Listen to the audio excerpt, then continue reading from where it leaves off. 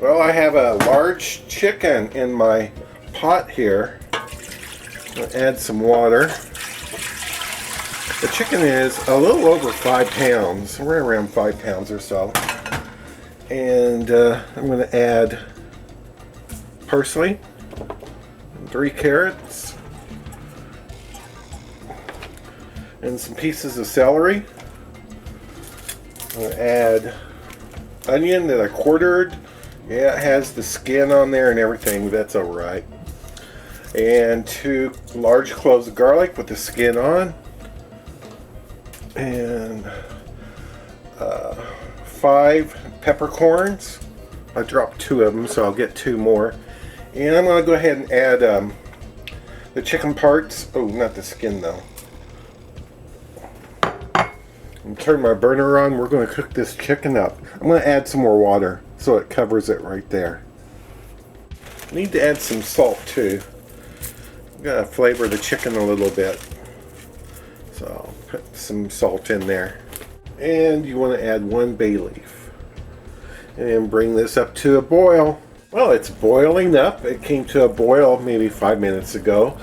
And I'm going to let this cook for about 40 minutes. Then I'll turn the heat off and just let it cool down. Okay, next I drain off all the broth. Gosh, I even let it cool off for a few minutes. It's still hot. I'm going to get another container. I'm going to take and pour all the rest of the broth off. And let that chicken cool down for a few minutes so that I can handle it and touch it. I put most of the broth in another container because I don't want to waste any of it. Next, you just want to take your chicken and kind of shred it a little bit. You want to throw all the skin away, and the bones, you can either throw them away or you can put them back into your broth and boil the bones for another half hour in the broth, and that will help fortify it and make it taste better, actually. Next, I want to take some almonds and cover them with boiling hot water, just boiling water. I'm going to let these sit for 1 minute. Then I'm going to take them over to the sink and strain them and run them under cold water until you can touch them, because you want to get the skins off of them. So I'll run them under cold water and kind of, rub them and get the skins off of them. I have my pan over medium heat. It's been heating up for 3 minutes. I'm going to add some sesame seeds. It's 2/3 of a cup. I'm going to stir these quite often. I just want to toast them up a little bit. Well, they've toasted about 3 or 4 minutes. About 4 minutes. And I think they're light brown. That's the way I want them. And I'm going to turn the pan off and let them cool down. I have my blender out, so I'm going to add the sesame seeds to the blender. We're going to try and pulverize these. I don't know how this blender will do. And then here is the 2/3 cup of the almonds. They're blanched, and then I remove the seeds, or not the seeds, but the skins off of them. Makes for much better tasting without the skins. I'll pulse these up and try and pulverize them. Well, I crushed them up as much as I could, and I'm going to add 1.5 cups of the chicken broth and mix it all up.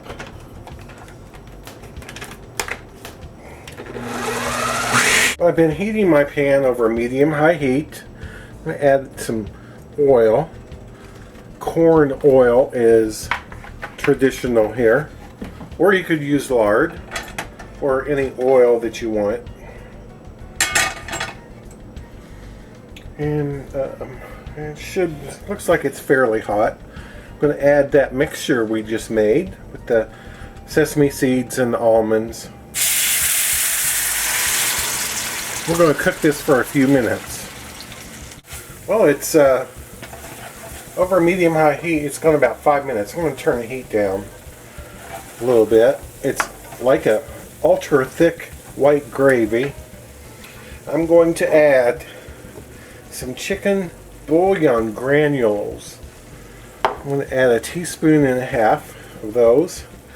That's going to add quite a bit of salt and some more chicken flavor. And 2 cups of chicken broth in there. I'm going to let this, once it comes back up to temperature and starts to bubble, I'm going to let it bubble for about 5 more minutes. Well, it's cooked for about 10 minutes and thickened up a little bit after that addition. I'm going to add 1 garlic clove to this. I'm going to add 6 chilies that I sliced, and they're this kind of chili, like that. I'm going to add 2 tablespoons of capers.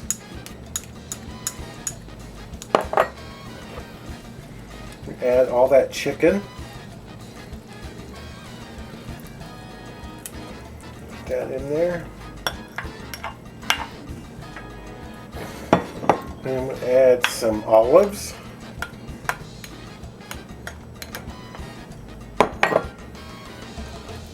Mix this up, mix it around and cook it up a bit for a few minutes.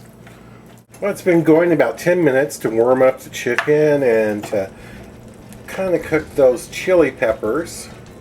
And it needs salt, in my opinion, so you want to taste it as you go here, or taste it now and add some salt and taste it again before you serve it. And since I added some salt, this is ready to go. We're ready to plate. I have my plate made. I like to serve just plain white rice, but of course Mexican style rice would be way more traditional. And the chilies that I used are not that spicy. All the ingredients will be down in the description. And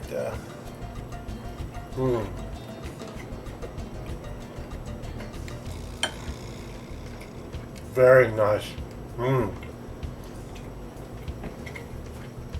Thanks so much for watching.